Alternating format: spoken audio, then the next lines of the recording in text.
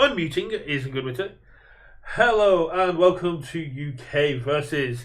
Everyone is watching World, so I expect no one to be here. But if you're watching this on YouTube afterwards, hello and congratulations to X person who won Worlds. Currently, we have Justin Birch taking on George, and I'm just happy that my prediction of Mark Tyner being an issue came true. He was left off people's meta list, apart from a couple of people. He was left off the actual character breakdown until he was ceremoniously added in because there was actually a significant amount of it.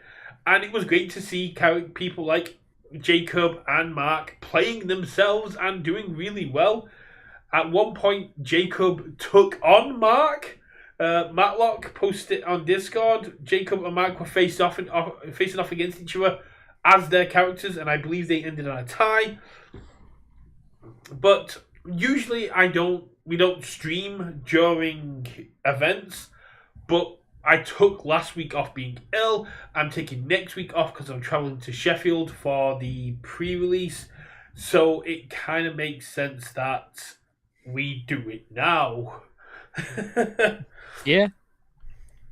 So, in the time that we've not been here, we've had all the Godzilla set drop. We've had a bunch of stuff drop at Worlds, which will be all publicly live, hopefully on Tuesday. Tomorrow, we should be getting Kevin Broberg free in the Redemption Store. I think. Hopefully, unless with the travel day from Worlds, they update it Tuesday like they sometimes do with holidays. This week, essentially. Yeah. Which kind of sucks because they release a new promo every set release as well, which means Kevin Broberg will be there for this week, and then next week Godzilla drops when they'll do a Godzilla promo, which means that, it'd be great if you could just add them both together. Yeah, I 100% agree, because especially if they do something like the King of Fighters where there's new characters that aren't in the set, I can't. I'm gonna be mad. Yeah, I am not a fan of putting mechanically unique cards behind there. Champ promos is a little bit more understandable, but I still hate it, especially seeing as they don't go out to stores. But if you want more on that, I have an entire rant called "I Still Hate the Redemption Store" because which I watched. Yep, which a lot of people watched, and a lot of people had a lot of thoughts on, and a lot of people commented on without actually watching the video to see my points. Similar to quite a lot of videos I do where people were having to go at me for my Mark Tyner as a problem video because they didn't understand that my issue with Mark Tyner is not the abilities of the character themselves, it's that he has a response that ends turns, which is a negative play experience. Yeah.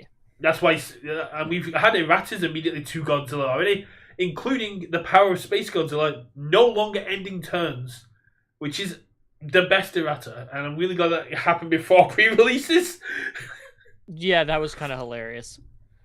I have played some practice games against Blake, and we played it as though the errata was in place, and it did make a huge difference. Without that, I would have lost.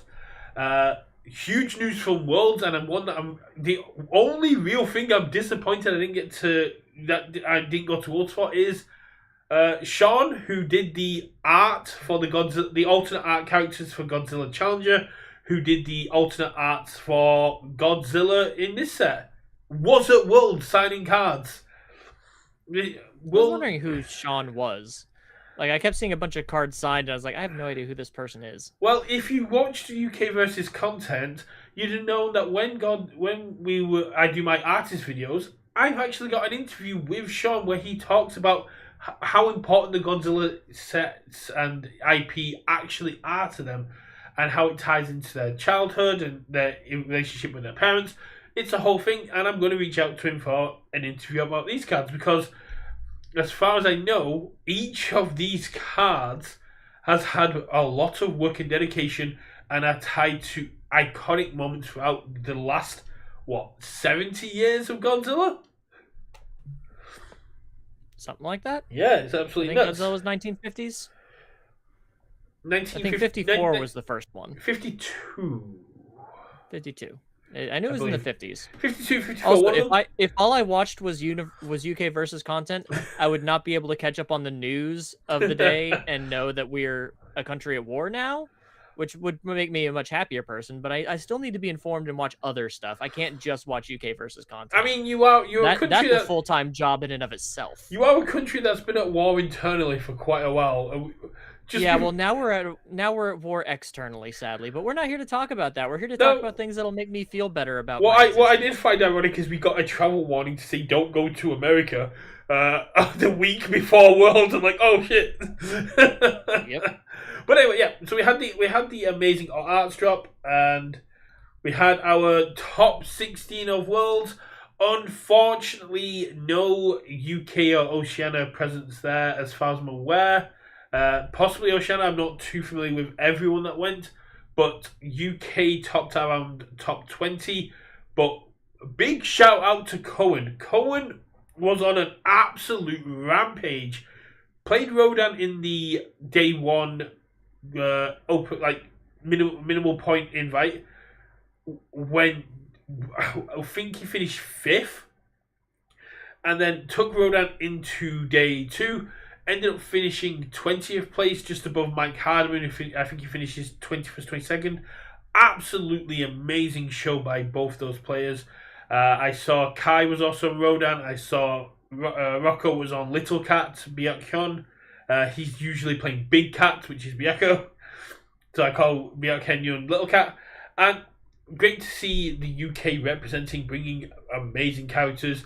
I know Noah and Ben were playing Mikasa on day 1, and unfortunately didn't quite get there, but had amazing games from what I know. And you can see Noah in some of the interviews that were going on as well, talking about how important it is to get practice and play the game.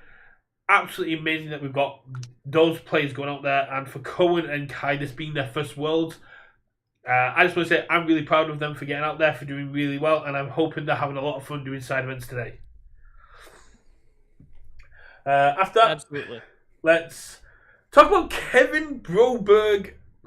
Kevin Broberg, this is 3 dot, but we don't do dots anymore. So this is just Kevin Broberg. The only one at Worlds was in the Rochester CCG singles selling for $450 because Kevin didn't bring any ones. Sounds like something Kevin would do. Wow, the Right. stream is way delayed. Yeah, I forgot to lower the latency. So we got Chaos, Death, Life, 8 hand size, 20 health. At the start of your end phase, discard a card, which we're seeing on a lot of 8-handers at the minute. Form commit. Reveal 5 cards from your hand. If all 5 cards share a keyword, build 1 card with printed difficulty 4 less from your discard pile. Add another card from your discard pile to the top of your deck. If none of the reveal cards share a if none of the reveal cards share a printed difficulty, all checks get +1 or -1 until your next standby phase. Cards revealed this way remain revealed for the rest of the turn. So this means that you are running multiple difficulties, and you want your foundations and attacks and everything all to have a similar keyword. Ranged weapon, Titan, Fury, Punch. Then we've got Kick foundations now, apparently. So you reveal 5 cards. If they all have the same keyword, then you get to build a foundation you get to build a foundation or a printed difficulty for free, and you get to secure your next check. If none of them have any matching difficulty, then you get to go all our checks for the rest until the beginning of my next turn. Until start my next turn, get +1 or -1. So both mine and yours. So what you're basically saying to your opponent is, I'm going to build, I'm going to commit. So I'm going to reveal, I'm going to commit, and say, all checks get -1. Cool. I'm going to build a bunch of low-cost foundations, or even just, secure my first check. I mean, I'm pretty happy to play this in City Rampage and go, yeah, I'll building a 4 diff. I'll add a 6 check to the top of my deck. I'll play City Rampage because all our checks get -1, but all my checks get +2, so all my checks are getting +1. Cool, let's go. Yeah, that's definitely a good thing you can do on Chaos. It is a mental load crushing card for sure. Well, look who's on the card. This man is known for playing some of the most bonkers, convoluted, touch every card in your deck in 2 turns style of plays, to the point where I think the 4 checks card, 4 checks cast, whenever they talk about different interactions, having a lot of interactions in a turn, they call it Brobergs per minute. How many Brobergs per minute does your deck have? Justin Birch lost in top 4 as we're streaming, and Godzilla moves on to the finals against Nagoriyuki. Isn't this like the 5th Godzilla that Nago's having to face, like, today? I mean, he's going to be well prepared for it then, I guess. Yeah, I mean, he's beaten a whole bunch of... Sorry, I'm getting messages from new students. He's been facing a bunch of Godzillas this weekend, from what I hear, and he's just been eating them all alive. I mean, there's been a fair number of them. Yeah, he's the king of the monsters for a reason. I dig this Broberg. At first, like, man, just looking at this character gives me a headache. I think it's the art, but holy crap. But I need to get. I don't Kevin... like discarding a card at the. I want to talk to I don't Kevin. like discarding a card at the end of my turn, but I mean, Mothra does it. It's something that we kind of have with 8-handers. But I mean, I got burned by Splash Woman, man. I'm not doing that. Yeah, but you're also looking at this on a Chaos, Death, and Life. Death has some good abilities for when you discard a card.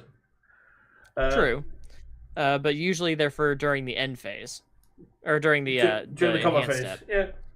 But I do like that you don't have to reveal cards that all share a keyword. I mean, that just allows you to do the build thing. But if you're just looking for the check, boost, or hack, you can just say, hey, I'm just going to show you 5 random different difficulty cards and just play for the long inside straight.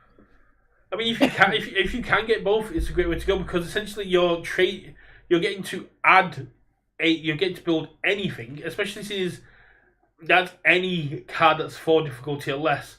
So being able to add an asset, a backup, foundation, any other new card type we get, because it's future proofing itself. It's not doing a Nick Reagan kind of thing, but it was limited to enhances. You are just able to build anything in. So being able to build into a Ray. No, it doesn't share a symbol. Building a Ray Fillet, building a Mondo Gecko, building a Sean Gilmore, and go, cool. I can secure my checks with minusing them. It's a very cool backup to get. It's going to be very good in that aspect.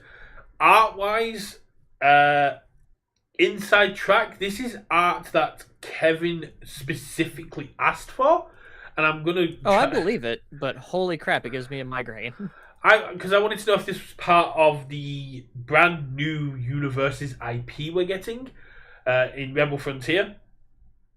I'm really excited to find out more about that on Tuesday. Not going to go into it because we don't know anything about it, other than it's a cyberpunk space cowboy inspired 80s, early 90s anime, cowboy bebop, outlaw star kind of inspired art style. I know a few things about it from people I had in the room, but they are not the most reliable narrators because they don't take notes or anything. But they did mention what they were, and I do have some thoughts on what this IP is for and about, and some things I wish that the company might do differently with it. I hear that it's for printing promos, so it's primarily going to be for things like the backups from the regionals. It's going to be a way for them to reprint promos under like a neutral IP, which is something I put a theory on them doing out a few months back. But yeah, I'm not saying I influenced it, because this stuff takes years. Yeah. What I've heard is they're going to do it similar to experience bundles, where there's going to be bundles of cards that are doing like reprints or reprints of popular cards or hard to get cards. And my thought is, don't do it like that. Just do like how Cryptozoic does the DC deck building, where you can get individual like promo cards for like $3 and just let me make my own experience bundle so I don't have to buy a bunch of stuff I don't need to get the cards that I do want.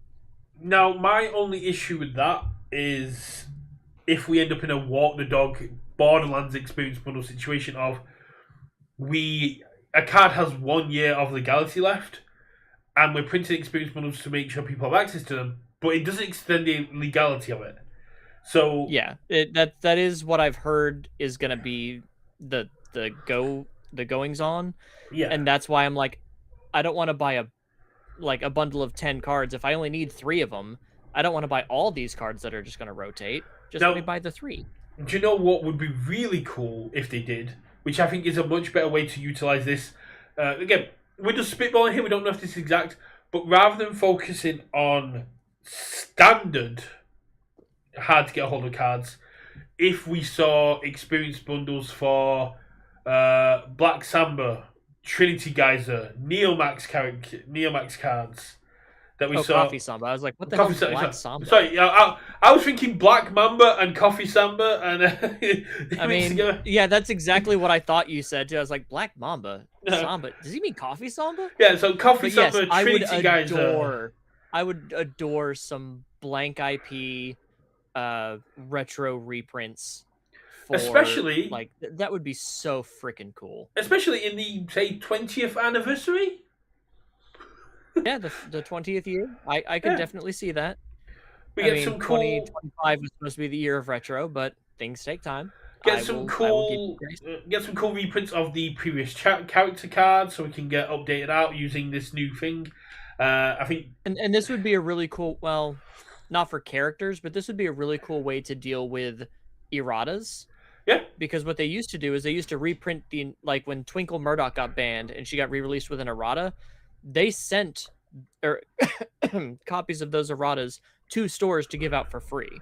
So if they had to errata something like say Sweeping Daggers and they errated it, this IP would be a cool way to reintroduce that card as an errata, so we have access to the most recent. Yeah, I think they did it with Kirishima 1 or 2. They actually Kirishima 1. Yeah, they actually sent more cards out. But yeah, exactly. Reprinting of those cards. A great way to utilize things like Heidi. We've got this gritty 80s 90s style. If we could get Heidi with brand new mechs. We don't need to bring her back. No, but it'd be a way to make this cool concept of a character more accessible. Are you talking about putting them in like standard this way? Or no. I'm on about using them because they don't extend the legality of them.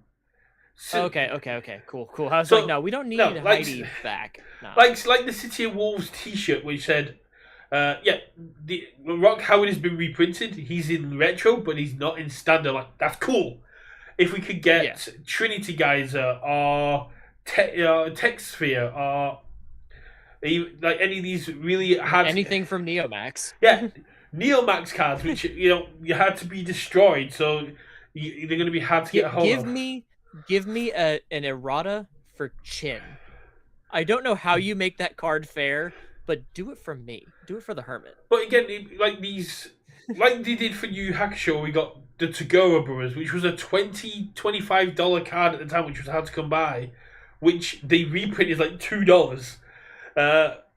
Put out one for Revoke, for Bang, for any of the Revoke had a billion printings too. They loved that in Templar. They loved reprinting those cards. But they're still hard to get a hold of for say the Spanish players or the players down in Chile, or even people here in the U.S. because it's so hard to find those products. Even Rochester sells out of everything real quick. They've just had a Belgium free play event that had 3 players turn up. So this UVS plan of chucking events at people and watching them see players turn up is kind of working.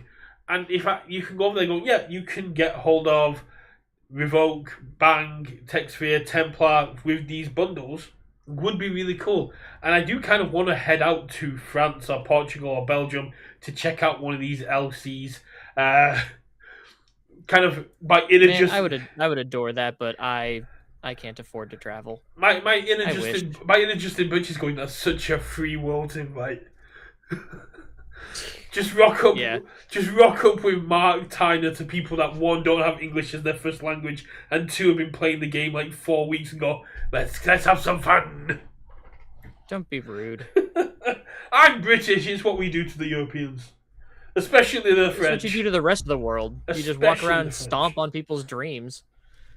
But yeah, I think this is really cool, Kevin Broberg. We now have all up to date characters.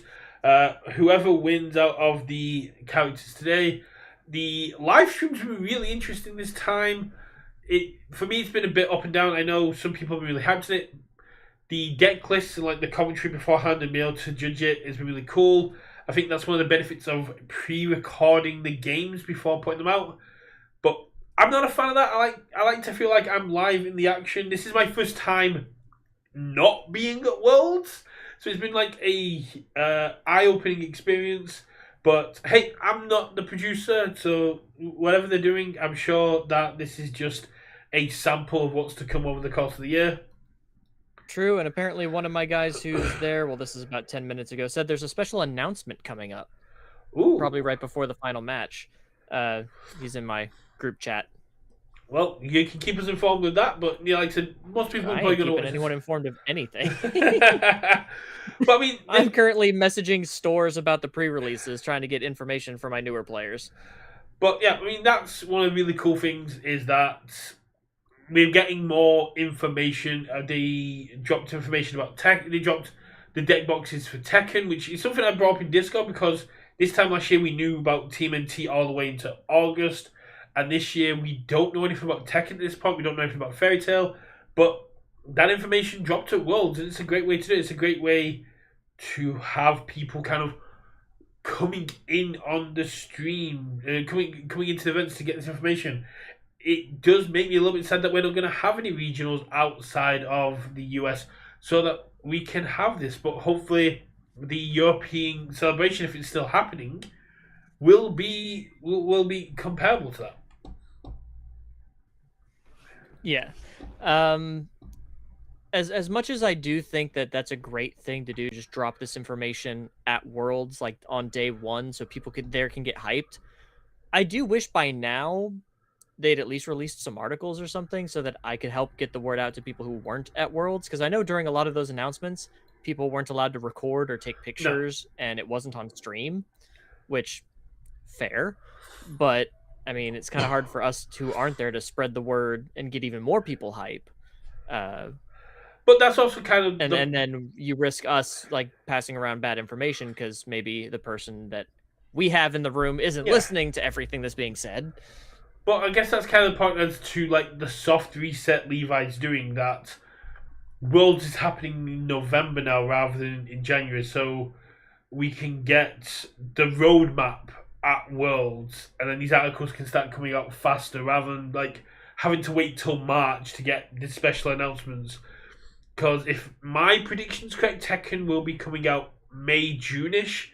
So, I mean, could be that, but I could be completely wrong. But I could see it in June because we're getting Godzilla in March. So if they're doing, what, 3 boosters this year? One every 4 months, roughly? I think we're going to get a surprise in the second half of the year. I think I put it out in a video. I think March for Godzilla, which is a bit weird, but I mean, Critical Role has set that precedent thanks to the 10-year anniversary. May, June for Tekken, and August for Fairy Tail, because that's when the 20th anniversary is.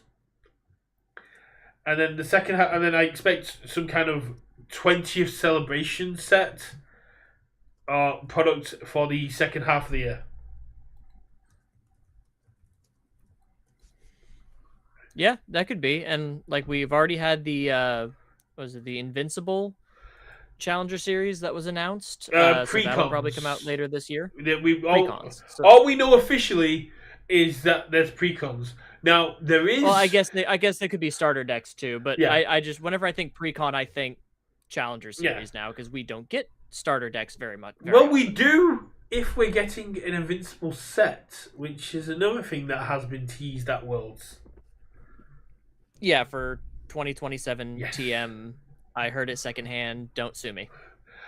This makes me sad because this means that there's even less chance of getting Critical Role in 2027, and I really want Critical Role. I want more Critical Role. Like the first thing for 2027. Calm down. There's still more UVS to be had. Yeah, but I'm already really sad because Fresh Cut Grass is going to rotate this year, which means if we do get more Critical Role, Fresh Cut Grass is already rotated, which makes me sad. But then you can play him in Critical Role Spotlight. What is this? Right? Oh, but it just looked like you were about to pass out on your desk. No, so they've got. This is really cool. On the stream for Worlds, they've got the people that are there who have characters. They've got them holding their characters. So they have. They had Kevin Broberg with a couple of his characters. I don't see Garrett Brett with his 6 characters, which would have been funny. But anyway, let's get back to this. Just one in between each hand. I really want to get Garrett Brett to win a regionals and just get a 9 Titans throughout the ages with all his characters. Up. Yeah. Yeah. Man, Kevin's beard's getting a little out of control. Holy crap. But anyway, one of the big things is we got the announcement, and this is something I tried to get for part of my reveal, is we got the Gigan PvE. When I found out I had Gigan, I did ask UBS, can I also do the PvE reveal as one of the biggest PvE supporters. And with Giga, and knowing Gigan is part of PvE, facing him at the summit, this is really cool. Now, I've already taken on Gigan. Myself, Stephen, and Tom took him on with. We had Happy Chaos. Oh, Stephen's gonna kill me. I didn't watch it. I'm sorry. No, yeah, it was live. I had other things to watch. I had other things to catch up on. I think the announcement was just Kevin's character. Yeah, maybe. It looks even worse close up. I'm sorry, Kevin, but that art gives me. I played Beauregard unsleeved, and we got told that there's going to be 3 PvE opportunities in Godzilla. Gigan was the easiest. Gigan being the introductory one, carrying about 4 damage attacks. I did want to build Grog for this, so I could just go, cool, I'll take 2 and keep getting counters. That's going to be really cool. But I didn't have an alt Grog, and I'm not. So then we're getting Godzilla, which should be next week. And then after that, we have Ghidorah, which Guile mentioned that in testing, he has still never beaten Ghidorah, which is really interesting. Oh, no. So I remember from the summit, Tim Free saying that the PvE that we got in Critical Heroes of Exandria, the PvE we got in the original Briarwoods, people were cheesing it. And like we saw with Crasser and stuff, they felt strong, but standard decks took advantage of it. Standard decks were able to beat them quite hands down, and the bosses had to get quite lucky, and the players had to get quite lucky for them to lose. A player might lose, but the parties weren't losing.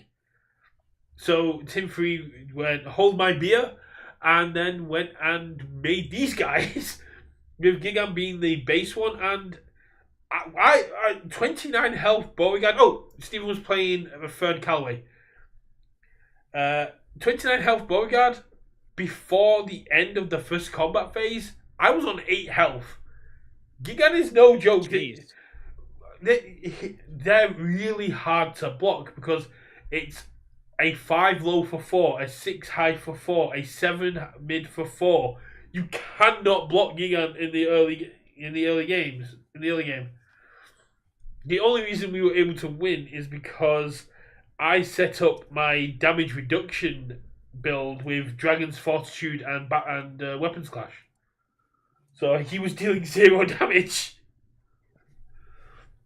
That's pretty good. Godzilla is coming next. I think my only issue with this new round of PvE isn't even to do with the PvE. It's to do with the event promo. So there is a brand new promo on the Redemption Store, which is in the event section, which is where the Ford and Jester wedding promo were. And the Ford and Jester... Yeah. And when you I took don't pay on attention to this stuff. when you took on the Hag, when you beat the Wedding Crasher, you got a point, and that point got you both cards. You got Jester and Ford. Now, when you take part in a pre-release, you get one event point. That gets you one promo of this alternate art foundation. If you want to place it, you need to play 4 pre-releases. For someone like me, who is traveling 3.5 hours on train just to take part in a pre-release, I can't take part in 4.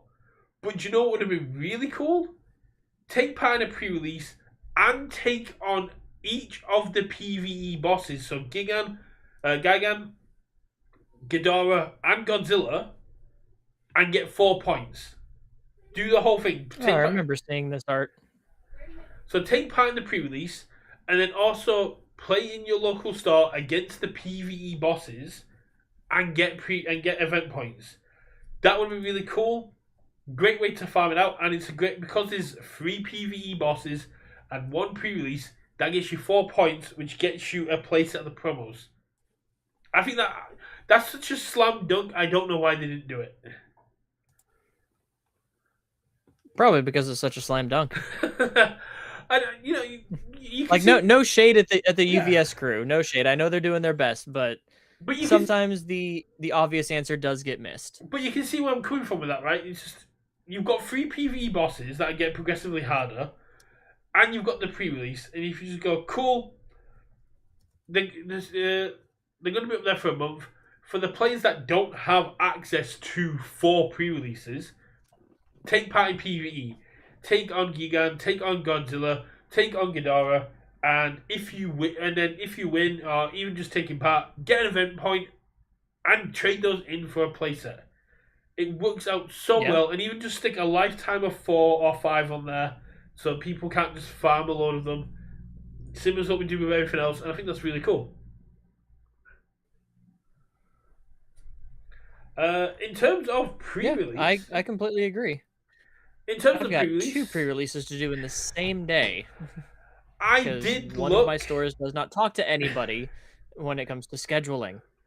I did look, and I contacted Card Goblin because I'm going to be on the. I'm getting the train up to Sheffield, so I contacted Card Goblin. I contacted a couple of stores in that area, and I was like, "Are you guys doing the Godzilla pre-release?" Card Goblin unfortunately aren't. A couple of other places are, and unfortunately they're on either the Friday when I can't get up there, or they're on the Sunday at the same time as Sheffield. So I'm going to just be doing Sheffield. So I'm going to be up there. I'm going to be bringing my brand new Shard Bugs demo kit, which I've got permission from Patriot to do some demos for. But who are you thinking for pre-release? I always get the worst luck, and I never pull a character I want to play. But if we're talking just terms of who I think is good, I absolutely think Anguirus and Godzilla Titan of Terror are probably 2 of the strongest that you'll see sealed. Anguirus? Yes. Talk me through Anguirus. Well, he gives all of your 5 and higher difficulties 1 speed, 2 damage. There's some good damage reduction in the set, and anytime anyone takes damage, you get a power token. So he can try to make sure that games don't go too long, and that's always great when some people aren't paying attention to the reveals as closely as I am, and they have to sit there and read every card for 20 minutes. So Anguirus can definitely be a very solid, straightforward aggro.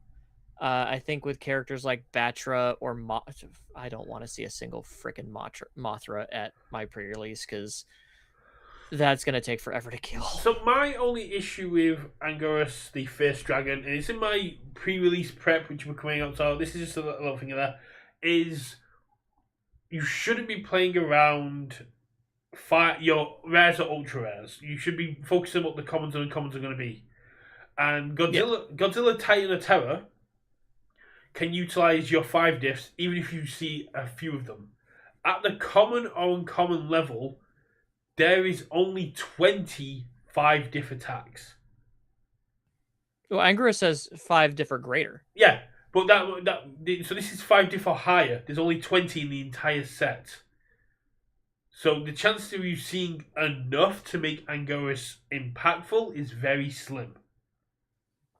Well, yeah, for the static, but also just anytime any attack deals damage, getting a power token, that alone can end games pretty I mean, quickly. I'd go with Hidara over that then, because when Hidara hits, you mill one and you get to burn them for that much. Yeah, but there's a lot of low. I mean, there's like Hidora's stuff that does have the high block modifier, but you're also dealing with a lot of like some of the attacks have like ones or twos, and if you're having to play more attacks because it's a pre-release and you didn't draw But you very have to play well. more attacks for the power tokens. I mean, Not if not you necessarily because it's also if you take hits. yeah, but if you want to go down the if you want to go down the best one for taking hits, that's Gigan, which says when you get hit, you get to filter a card from your hand, or just straight up draw a card in the late game. True, but then I don't know. I feel weird playing a sealed character that wants me to remove cards. Fair. I mean, Space Godzilla's an absolute beast, but we're not going to get into it because I got a video coming out on Friday where I go a bit more into it. And as I said, the name of the game is Power Tokens. I thought I'd leave mine up to chance. I've got a randomized box here, which has a chance to get Godzilla, Burning Godzilla, Mothra, Gigan, or Destroyer. And I thought, Nice. those are all absolutely solid picks. So I'm gonna open this up on stream because I'm too lazy to make. I can possibly make a shot of it, and we get Burning Godzilla. Nice. I was hoping you could get Gigan for the lulls. I was hoping to get Gigan and Mothra for the lols. Burning Godzilla suffers the same issue for me as as we mentioned, is that he needs to remove cards from the top of the deck, which you don't want to do in sealed, given that you only got 40 cards minimum. And Yeah. then you also need Although to another cool character that could be Jet Jaguar. yes, Because you just build a whole bunch of stuff, and then all the deadlock is get power tokens. I don't. Everyone goes to deadlock and sealed. So Yeah, I don't. I don't like the fact that my opponent gets to choose what I build in, mainly because you're going to be running high guard, low guard, and that's what Jaguar is always going to be picking. yeah, But yeah, I did put high guard and low guard in every day zero build for this set to show off that we have new zero diffs. But yeah, if you in terms of attacks, I have the best theory as to what to play for attacks. But I'm really excited for the Godzilla pre-release. I haven't done a pre-release since I didn't Critical Role? No, I didn't do TMNT because it got moved and I'd already paid for my hotel. AO Apocalypse, which technically was a pre-release because I got the packs at the summit, but that was the Friday, so it was released. Oh, I've not done one since 2024. Oh, Wow, wow, that sucks. yeah. Although honestly, the only reason I go to pre-releases is just get my hands on the new cards. I could give or take playing in the pre-releases. Wow. In fact, in one of the pre-releases, I am probably just gonna buy a kit to support the store and dip because they're holding it at 7 p.m.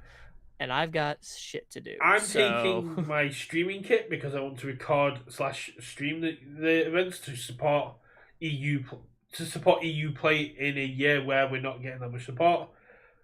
And I like playing in pre-releases because you get interactions, you get to see cards bouncing off each other that you don't see in standard. This is a time where we're going to get to see some of these characters play with attacks and foundations and actions that they're not going to get to play with in standard because of symbols and because of everything that's going on. And it's also a time before they hit standard so that we get to see their power level in a more controlled environment. Like, I don't think Rodan is getting played in sealed or in standard, but this will be a great showcase for like Mothra, who may not. He's going to be really cool, but control is such a hard aspect of this game. But in sealed, Mothra just goes, your first attack does nothing, and your next attack gets -2 speed. Let's see what are you gonna do with that. I don't know, man. Mothra might be. Mothra's going to be just insane to play against because that bug won't die. Yeah, same with Space Godzilla. It just goes, oh cool, your first check gets like I built the day zero not focusing on a lot of high level play, and I was like, this character won't die. This is awful. Yeah, I like. But I'm really excited to play the common Mothra. Was it Protector of Life? The common Mothra action. Yeah. I'm really excited to play that in Jacob Johnson. That is absolutely stupid. There's a lot of very cool things. I think unpopular opinion.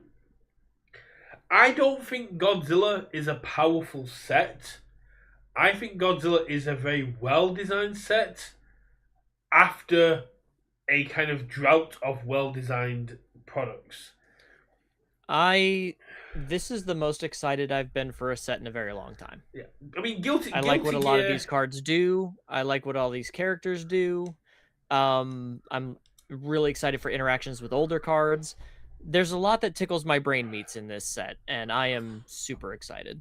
Guilty Gear was hype, but it was quite small, and you could understand the hype behind it with how the cards interacted. TMNT people, Yeah. TMNT has the Crimson Rampage issue of individually there are cards in there that are quite powerful, but if you look at the set as a whole, it's not as strong as as people were expecting to be at the time. It wasn't even really a power level thing for me. It's just a lot of the cards didn't excite me, except for Fire now focusing on like removing cards from play and playing them from the removed.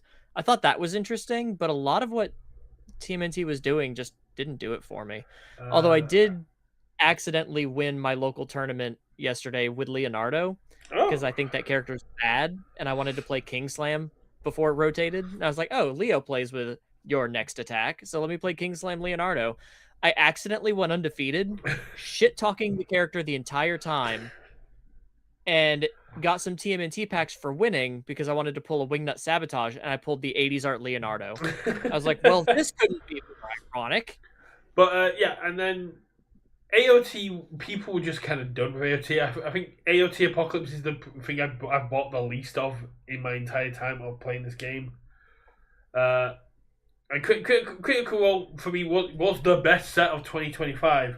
And Godzilla follows that design philosophy. It has attuned and unattuned. It has very cool signature cards. It feels like a Heroes of Exandria modeled set, which There's a lot of neat build arounds. Yes. And that's what we're kind of seeing here, where this is kind of improved because in Critical Heroes of Exandria, the character's power level was very shaky. Like you had Pumat Soul being really good and Tyrion Darrington being really good. And then you had Jestler or Traveler's Faithful being quite low down in power. So it was kind of like up and down, and you had like Scanlan and stuff which were mid-range. But here, each of these characters has almost... I don't want to put it to me, but a simplistic design that answers the questions it's posing on face. They all do what they want to do.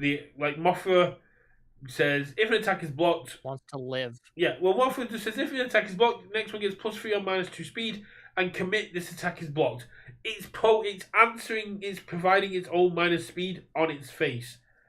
Burning Godzilla goes, yeah, you mill and then your attacks get to more damage. They're all answering those questions. Godzilla says, yeah, spend 1 momentum. Space Godzilla has spend 1 momentum, get power tokens and +1 to your checks to play 5 diffs. Oh, and if they pass the check that you're committed for, you get a momentum. You're like, oh, they all answer the question they're posing. It creates simple ways. It creates simple lines of play. Now they're showing the Godzilla chromes on stream. Yeah, they just showed the bracket for the finals, and yeah, aside from his top 16 match, which was Zeke Warchief, Nago is now facing his 3rd Godzilla in a row. It's been good to see the crumbs pulled. We've seen a Jet Jaguar pulled. We saw a King Ghidorah pulled. If you haven't seen that, go check it out. Anna Margaret's been in control of the socials for universes and has been doing an absolute job killing. When I saw that Anna was taking over, it was like, yeah, this is going to be a very well covered social event because Anna knows what she's doing in that situation. Yeah. Excuse me. But I'm really excited for Godzilla. I'm really excited to see all this new information we're going to be in. It seems like next week is going to be an information heavy week. It's probably going to lead to me having to shuffle around a bunch of content because I've been quite far ahead, and I'm still quite far ahead thanks to my 1K tier list. I'm still waiting. I'm still waiting for all of those videos to be published so I can comment on each and every one of them why you're wrong. I mean, that's absolutely fine. I mean, if you sign up to be a member, you can do that for a lot of them now. Yeah, I could, but I also have things to do with my day. I just plan to listen to a couple of them at work to help me get through work every day. So yeah, that's mainly where I listen to stuff. If you sign up to be a member, I've got from the start of the Legacy promos all the way up to Soul Calibur 3 Tower of Souls up on YouTube. So that's a good like 20 to 30 videos you can go and tell me how wrong I am on. I am so glad that I was able to catch certain characters and certain sets like live to hear you just go, "What the fuck were they thinking?" Oh, like when I told you I was like, "Read Chin," because I don't think he's gonna show up because he's banned, and then you had him already. I was like, "Oh, he's gonna love this." And you're like, "What is this character, and how does this get printed?" The illegal characters for me was the one that did it. Yeah, well, Chin was banned for a reason, but holy crap, how did that make it out of playtesting? Well, it's more the illegal characters, the ones that were never put into standard, like the Warhammer characters or the Mitsurugi. Oh, yeah, the Mitsurugi that just goes. Progressive difficulty is doubled. The fuck it is. Yeah, it looks like finals is about to get underway, and man, these two gentlemen look tired. So we're not probably going to stay live too much longer, so we can go watch the finals because it's really cool to see. Godzilla versus Nagoyuki was not on my list. However, when we did our pre-release prep, I did say the character that's going to win it is a fringe adjacent meta character that people said was powerful, but nobody had put the time into testing, and Nagoyuki fits that exactly. So if Nagoyuki wins, I'm technically gonna say, yeah, it's the meta fringe characters that win worlds. I mean, putting 4 damage on any attack is really strong. That's why Godzilla's good. He gives 3 damage to all his attacks. Nago's like, I'll do you one better, mate. Well, then, with power tokens, shouldn't we be hyping up Reiner 3? Because once he transforms, that's +5 onto everything. That is true. And Reiner, I do think power tokens do power up Reiner with power tokens with tension. He's much easier to transform now. Yeah, I think that's the video that's coming out. I think, did that video just come out? I think that video came out Friday. That video came out already, yeah. Yeah, my video came out Friday. I was like, power token. I recorded that at the start when power tokens were released. So because when half term's coming up, because that's what we've just got back into week of after half term, I try to record 2 weeks ahead so I can just focus on Flynn when he's off school. Makes sense. No, I'm really excited for this. I think Godzilla is going to be meta impactful. I don't think things like the board wipe are going to see play, but there's a lot of cards in here. I'm really interested to see how pre-releases are going to go down because there's so many 2 checks and 1 checks that are going to be floating around that people may not be used to because we don't see them as much. Deadlock's back, which is cool. Breaker's back. We didn't get any Breaker in Guilty Game. I think there's 2 or 3 Breaker cards here. We've got some major stun abilities in Stun 3, which we didn't have. There's Powerful EX. People that came in with Guilty Gear. This is a whole brand new board game. This is 3 symbol characters, all 12 symbols represented among them. This is the set that, and for the most part, represented fairly. This is the set that people have been asking for since AOT. I think Critical Role hit 10 or 11 symbols with only 1 or 2 cards. 10, because I think Good and Evil weren't in it. Evil was on. Evil had 1 card. Yeah, and it was technically a reprint. So cards proper, I think it had, or no, it might have had 9. Was all in the set? All was in the set. Okay. Because I'm pretty sure all was part. Well, double check, but let's.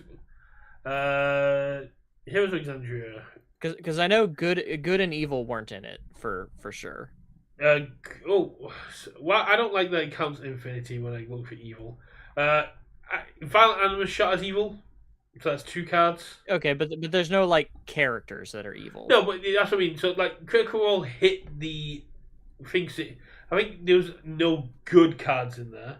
Earthbreaker is the only all card.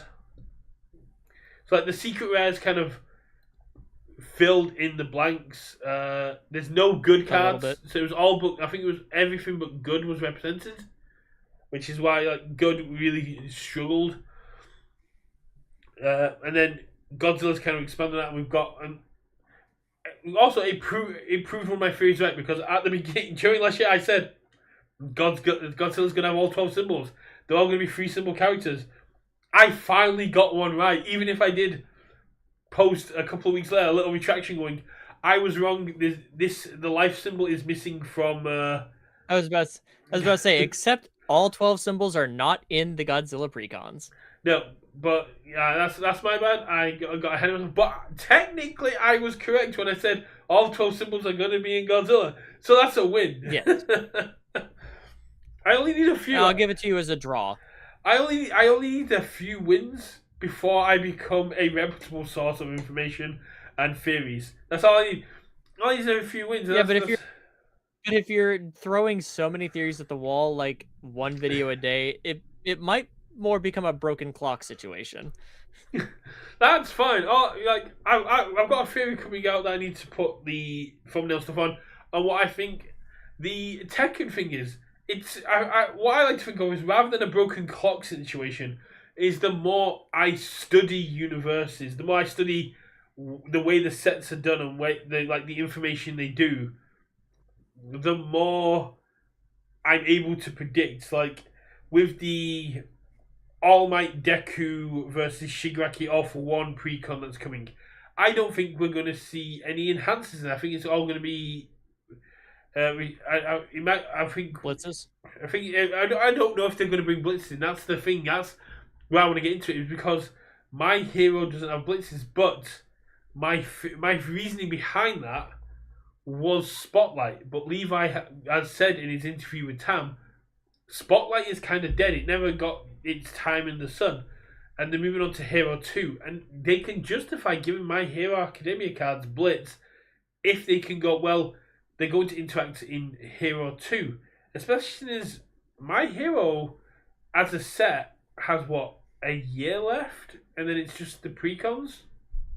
Yes, because we're losing everything up through Jetburn, and we'll only have the Midoriya deck and Girl Power left. Yes, and then we lose Girl Power at the end of this. We lose Girl Power next year. Yeah, lose Girl Power next year, and then we lose Midoriya. We lose Midoriya at the same time, yeah. I don't remember when the. I mean, I could go to the. Midoriya came out in October of 20. Thing, and it has. Midoriya came out in October 2024 with Origins of Power and the Tekken 8 Clash deck and the promos, which means also Devil Jin only has a year left. So rejoice. Hey. After November, there'll be no major events. That's fine. We'll get a new Devil Jin and we'll get a new Devil Jin in Tekken. That's very true. People have been asking for Devil Jin for the reveals. I don't have a horse in this race. The last Tekken game I played, I think, was Tekken 2 or Tekken 3. No, I played the one on PSP. It was like Tekken 6. Is that the one where Liam Neeson's daughter is on the boat, or is that the one where Liam Neeson's daughter is in France? I have no idea. Which Tekken is that? That would be Tekken 5. Oh, take the one where he meets Pamela Anderson and gets signed up for the Naked Gun. That's a lot. I would love to see Tekken 8 and Liam Neeson and I think it's Barbed Wire for Pamela Anderson. Oh, the Pamela Anderson movie? Yeah. That's Barbed Wire. Barbed Wire. That's such a bad movie. Such a deep cut. But that's what you're saying, because it was the American accent with the Tekken. I was like, Taken? Tekken. I think it was Tekken 6 that was the last one I played because it was on PSP. Whatever one the Russian Sambo guy, I like don't Dragunov or whatever know. his name is. I It was his first game, and I was like, "This dude's scary. I want to play him." I'd have And to then I just got consult. bored of it I'd have because I to hated the consult my PSP. Tekken expert, which would be Apple or Squire, because Apple played a lot of the original Jin Kazuma, which we were very disappointed when they didn't have a difficulty on Jin Kazuma because Jin Kazuma 1 is a character stacker, and the new Jin Kazuma Yeah, you can't character stack with him, which makes you really yeah. sad. But if UVS Games does watch these, I know some people watch them on times too. I guess if you're gonna give me a character, maybe the Russian Sambo guy, Dragunov, because that's the only character I can remember from Tekken that I've actually played. Honestly, I'm good till Fairy Tail. We have so many content creators now. We have so many coming out more. We've got more people looking at getting into content that I want reveals to be a bit more like exclusive and like what we got with the Godzilla ones where we had double dipping and as cool as Brodekin and Response on Play are, there's a lot of content creators that could have had those reveals as well. So for me, I'm not invested in Tekken.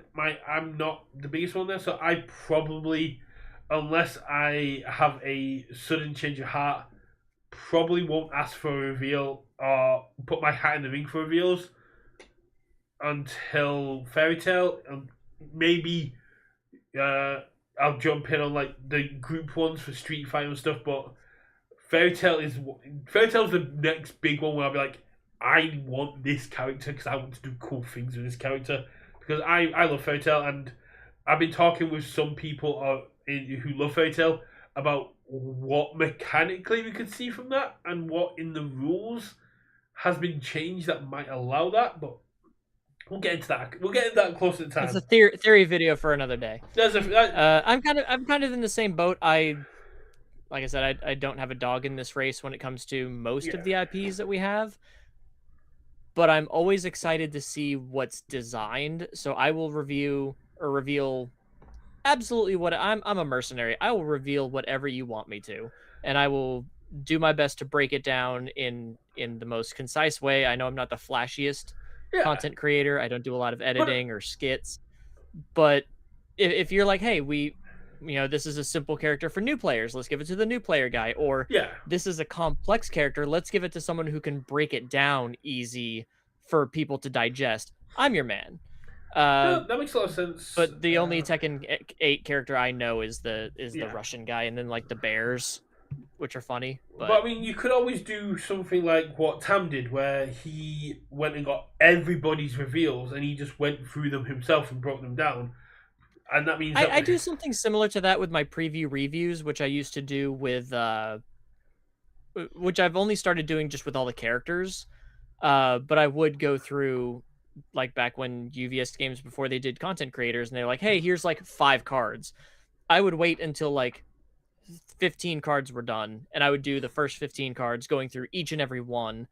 And then we had sets like Attack on Titan, and that just wasn't happening. So I do preview breakdowns for the characters once they're all revealed, and once they're up on Ultra, so that the content creators can get their views. no, that mate, yeah, like I said, that's really fair. I'm just thinking with things Looks like like Nagoriyuki won game 1. damn, going fast.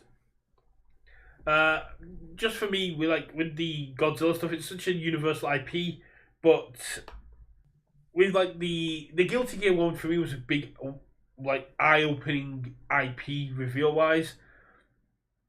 I was moving, so I wasn't putting out content, and it was one of those things that I hadn't been on the outside looking in on a while for reveals, and it kind of changed how I looked at them. And I think giving the reveals to the content creators that like put in the work and know the IPs and are willing to do it is really cool. But at the same time, Yeah, there's a lot of content creators who do like the Tekken, who make Godzilla content, who make Tekken content, who make Guilty Gear content, should be doing the reveals. What we don't want is another kind of Yu Yu Hakusho situation. But I'm not gonna go Not going to linger on that. Yeah, that was a little rough. But it's just really, it's one of the things that I like to see, and it's something that other card games have done before. They just go outside of their comfort zone of content creators, and they find people who love the IP enough to want to be involved in the expression of that love, especially with like the Godzilla. The art is so good, and the Godzilla fan base is so passionate. Way more passionate than I would have given them credit for. Oh, Although I will say that I've just looked over at your stream again. The alternate art of Hedora is adorable. If I'm gonna play Hedora, I want an alternate art. I don't seek out alternates, but that motherfucker's too cute. I like the Gigan. The Gigan to me is just like I'm a little guy. Where? It's before, I think this is Gigan before they got like all the mechanical enhancements, before they were like fully rebuilt. Yeah, because they haven't got like that makes sense. the chains and the attack and all the attachments. Like it's the base form. Pure Gigan. But if you look at the chrome for Gigan, he's just got like a little green tongue and little green shoulder pads. It's like he's glowing a little bit. Yeah, I have seen that one. I saw it. It was like he's just a little guy. He's just a silly little guy. If I play a Chrome He's just Gigan, a silly little boy. Yeah, if you just play against a Chrome Gigan, it's like he's just a silly little guy. A little space guy. I think honestly, with this, who's ultra rare, has every keyword in the game for some reason. With the second game starting, I think we should go watch the finals. Honestly, it's been great here. We'll be back to talk about pre-release, talk about the set. Cam now has TTS, so we should teach him how to use that and play some games. Okay, so side note on that. Yeah. I do have TTS. I have been practicing a little bit, but it takes up so much room on my laptop that it chugs really hard, and it's not optimal at all, and it takes forever to load anything. So I'm looking at either upgrading my storage or my memory, or maybe even getting a new laptop for it. So that's why I haven't done anything or reached out to do any TTS stuff, because it is breaking my laptop to try to do anything on it. So I'm doing some research, and I'll get back to you. Buy an external hard drive, download it all into the external hard drive, and then just plug it in when you're playing TTS. Yeah, that's one of the things I'm looking into. I've got a friend of mine who lives about 2 hours away who does a lot with technology, and I'm going to see if he has any external hard drives he can sell me for cheaper, because I know RAM's going up. I need to upgrade my computer. It's 7 years old at this point now. Yeah, that's about how old my laptop is. It's about 5 or 6 years old now. Yeah, the first indication that I need to upgrade was I got a notification going, your computer's too old to upgrade to Windows 11. I went, that's cool, I don't want Windows 11. And then when I was editing the shard bug video that I did with the dev, my computer literally screamed at me to stop because it kept crashing DaVinci Resolve. It took me, I think, 6 hours to edit that 40 minutes of video. And this is why I don't edit, kids. Oh, I mean, I put a lot of work into that video, and I'm really happy with it. And but then once it got past that, the second video went out really easily. But yeah, I mean, I can't. It's also, if getting into the political side of it, it's a really good time if you go to upgrade your computer to do it now, before the cost of CPUs everything goes even through more the up. sun because of AI. Yeah, it's already climbing, especially here in the States. We're already having some issues, but that's why I'm going to try to buy a used external hard drive off my friend, see if he's got one that he can spare me. I mean, that doesn't sum up the US in 2026 all in like general. United States of America in 2026, we're having some issues. I mean, we could have put that sign up in 2024, but all right, I mean, sure, yeah. You could have put that sign up in 2016. Yeah, I mean, some of us were in denial and drinking a lot more then, but anyway, this isn't a political show. This is where you come to forget about all this bullshit. Yes, this is where we come to play. We're gonna leave you now, so you can go back to thinking about this bullshit. Yeah, this is where we come to play silly games, and also read about slugs on adventures with weapons. Is the game already over? Sam Tate and Barrett on screen. I think they're commenting about game 1. Okay. Because last I saw, they were shuffling up for game 2, and then I think they cut to this. So I think they're doing like the playback or something. I don't think this. I mean, is Godzilla can live. win that quickly, but yeah. Well, last I saw, they were shuffling, and then I saw they were talking. So I'm not entirely sure. So yeah, we're gonna go watch the world. We're gonna watch the world final of 2025. Really excited to see what's going on here. If you are going to be at pre-release, let us know what you played, how you did, what characters you picked. If you are playing at Cam's multiple pre-releases, make sure he plays in them all, because you know it's good for him to get the practice in. And second of all, you'll kick his butt, because he's getting, after winning with Beauregard and after winning with Leonardo, his head's getting a little bit big. I have never won a single pre-release.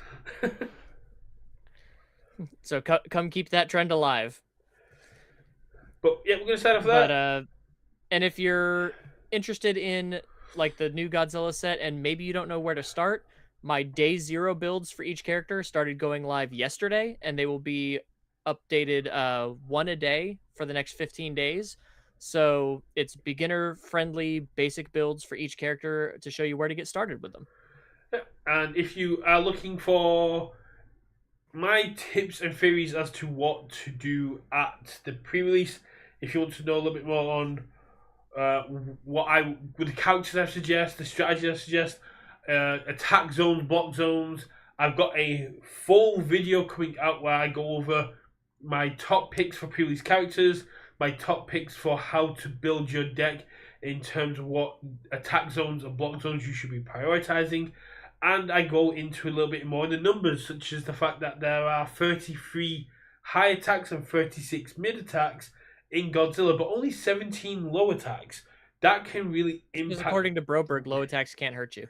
Yeah, but that is the kind of impactful information you should be aware of going into the pre-release, because that means you don't need to prioritize lows as much as a block zone, but you can prioritize them more as an attack zone, because people will not be expecting them, especially if everyone goes and watches my video.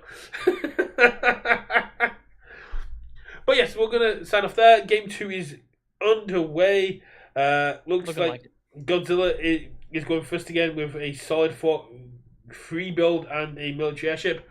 We'll see you all in 2 weeks, where I will be officially a year older and a year dumber. Happy birthday! My birthday's on the 12th, which is going to be fun because my son I'm not going to remember. My son also has a trip on there. You can just check it on Facebook. That's what everyone does, right? We don't remember. That's what I use Facebook for. We don't remember each other's birthdays. I forget my own birthday if it wasn't for Facebook.